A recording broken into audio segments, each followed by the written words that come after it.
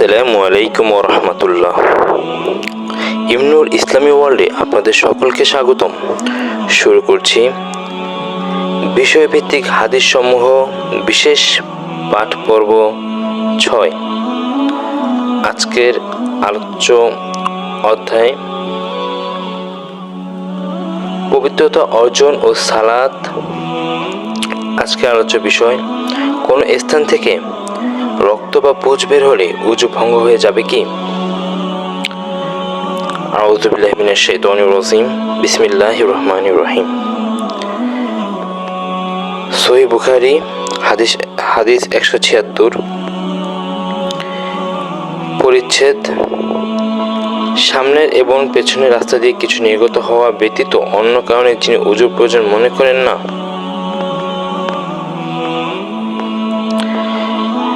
বিসমিল্লাহির রহমানির রহিম। وقول الله تعالى أوزاء أحد منكم من الغائط।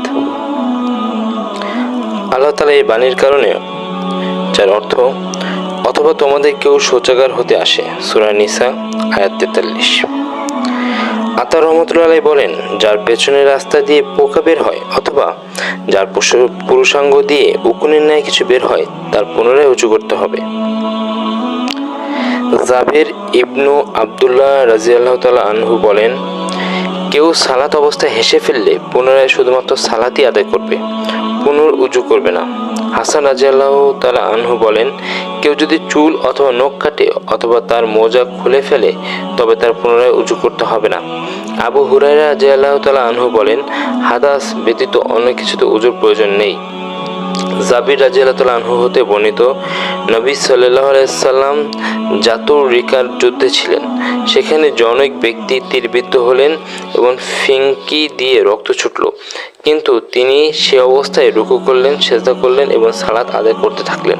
হাসান রহমতুল্লাহ বলেন, মুসলিমগণ সবসময়ই তাদের জখম অবস্থায় সালাত আদায় করতেন এবং তাউস রহমতুল্লাহ, মুহাম্মদ ইবনু আলী রহমতুল্লাহ, আতা রহমতুল্লাহ ও হিজাজবাসীগণ বলেন, রক্তক্ষরণে উযু করতে হয় না। ইবনু ওমর রাদিয়াল্লাহু আনহু একদা একটি ছোট ফোড়া টিপ দিলেন, তা থেকে রক্ত বের হলো, কিন্তু তিনি উযু করলেন না। ইবনু আবু আওফা রাদিয়াল্লাহু আনহু রক্ত মিশ্রিত থুতু ফেললেন, কিন্তু তিনি সালাত আদায় করতে থাকলেন। ইবনু ওমর রাদিয়াল্লাহু আনহু ও হাসান রাহমাতুল্লাহ বলেন, কেউ সিংহা লাগালে কেবল তার সিংহা লাগানো স্থানেই ধুয়ে ফেলা দরকার।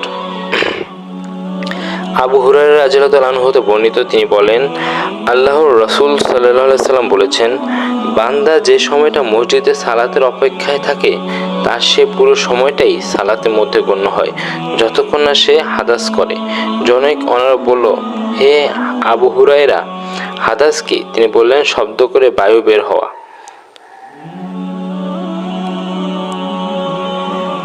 দ্রষ্টব্য আরো হাদিস 445, 477, 647, 648, 659, 2119, 3229, 4717। আধুনিক প্রকাশনী 171, ইসলামিক ফাউন্ডেশন 176 নং হাদিস। হাদিসের মান সহিহ। বর্ণনাকারী আবু হুরায়রা রাদিয়াল্লাহু তাআলা আনহু। সহিহ বুখারী, তাওহীদ পাবলিকেশন। অধ্যায় উযু।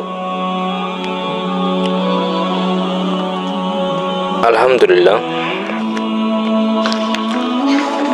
আজ আমরা বিষয়ভিত্তিক হাদিস সমূহ বিশেষ পাঠ পর্ব 6 আপনাদের কাছে উপস্থাপন করলাম। আল্লাহ তাআলা আমাদের এই দ্বীনি কাজ কবুল ও প্রসার করুক, দ্বীনের পথে চলার ও আমল করার তৌফিক দান করুক, আমিন। ইমনুর ইসলামী ওয়ার্ল্ড চ্যানেলটিকে লাইক, কমেন্টস, শেয়ার ও সাবস্ক্রাইব করে দ্বীনি কাজের পাশে থাকার তৌফিক দান করুক, আমিন। পূর্ববর্তী ভিডিও দেখতে ভিজিট করুন ইমনুর ইসলামী ওয়ার্ল্ড ইউটিউব চ্যানেল এবং পরবর্তী ভিডিওর নোটিফিকেশন পেতে বেল আইকনটি প্রেস করে রাখুন। আসসালামু আলাইকুম ওয়া রাহমাতুল্লাহি ওয়া বারাকাতুহু।